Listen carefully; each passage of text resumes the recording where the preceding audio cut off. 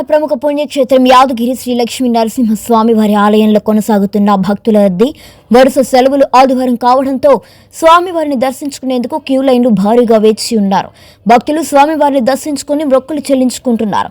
భక్తులు అధిక సంఖ్యలో ఉండడంతో ఉచిత దర్శనానికి 4 గంటల సమయం, ప్రత్యేక దర్శనానికి 2 గంటల సమయం పడుతున్నట్లు కూడా వెల్లడించారు. ఆలయ అధికారులు భక్తుల రద్దీతో కిక్కిరిసిన ఆలయ పరిసర మాడవీధులు భక్తుల రద్దీ దృష్ట్యా ప్రత్యేక ఏర్పాట్లు చేసిన ఆలయ అధికారులు.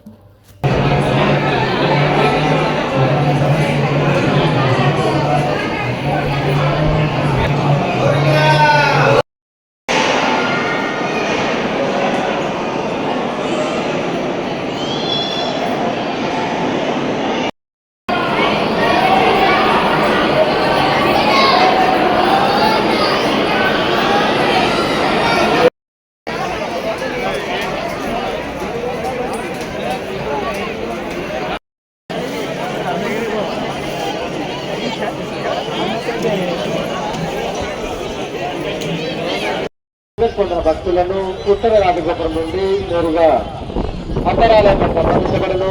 భక్తులు గమనించగలరు.